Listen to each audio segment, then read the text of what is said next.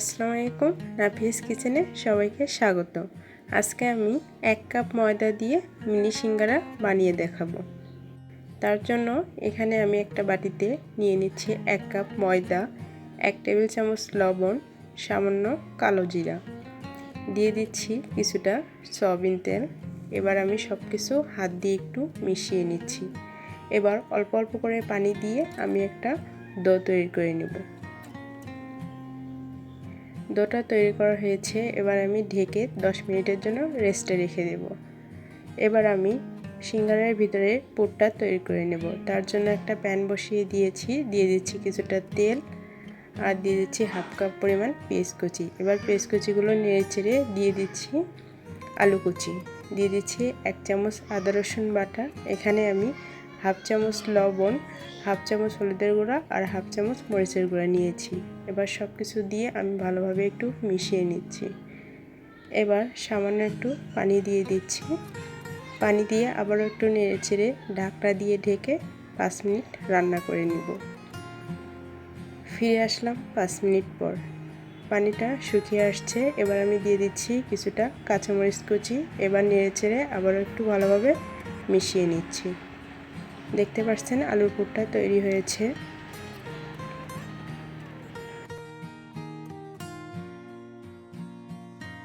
এবার 10 মিনিট পর ডোটা দেখতে পাচ্ছেন অনেকটা নরম হয়ে আসছে। এবার আমি কিছুটা ডো নিয়ে একটা রুটি বেলে নেব। রুটিটা অবশ্যই লম্বালম্বি করে একটু বেলে নেব।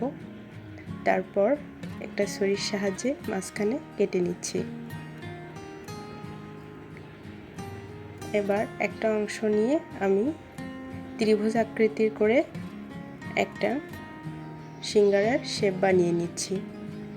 এই তো ত্রিভুজ আকৃতি করে নিয়েছি। এবার আমি কিছুটা আলুর পুর এর ভিতরে দিয়ে দিচ্ছি। এবার চারদিকে একটু পানি লাগিয়ে নিচ্ছি। এবার ভালো করে মুখগুলো সিল করে দিচ্ছি। দেখতেই পাচ্ছেন একটা সিঙ্গারা আমার তৈরি হয়েছে। আমি আবারও একটি সিঙ্গারা আপনাদের তৈরি করে দেখাচ্ছি।